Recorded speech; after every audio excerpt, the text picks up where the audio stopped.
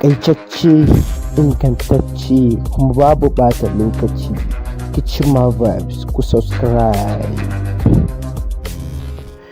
To an daɗe ana sauraron Malika, har yanzu ana jira a ji waƙan da za ta sake yayin da ta shigo da zafinta, ko mu ce ta zo da ƙarfinta yayin da ta tashi ta sake waƙa. Ba waƙar yara ta sake ba, ko mu ce ba ƙaramin waƙa ta sake ba, waƙa ne irin wanda su Aya Star da Times suke yi, wato da ƙarfinta ta shigo.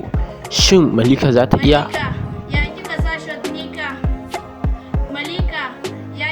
To mun to muku da guntun bidiyon yayin da Malika tana gab da za ta sake waƙarta mai suna HALI, wanda an producing ne da Ovista, an kokula zagwata da mr442 da kowa a wajen ana harkan shirye-shiryen yin waƙan, ko mu ce sake waƙan. Bari mu bar ku da waƙan ku ji.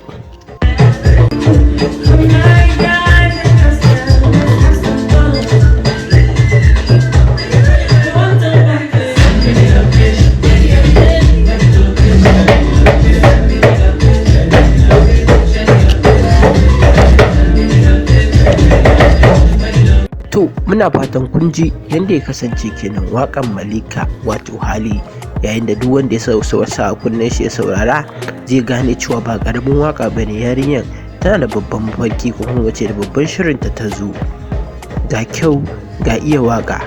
To bari mu baku da mr442 tare da shagalin Zaki shane Zaki Chine Muchimiki Shi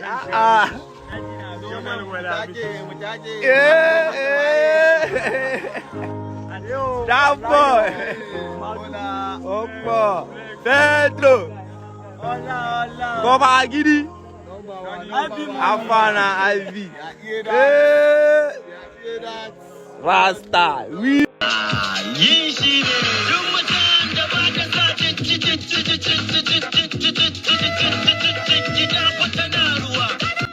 Inda ya kasance kenan waƙan da Malika za ta saki na farko mai suna HALI. Za ku iya samun waƙan a social media, Audio Mark tare da YouTube da sace. Kuna tare da Kichima Vibes, ku kuma ta ku subscribing, ku liking, ku kuma dropping comment. Mun gode.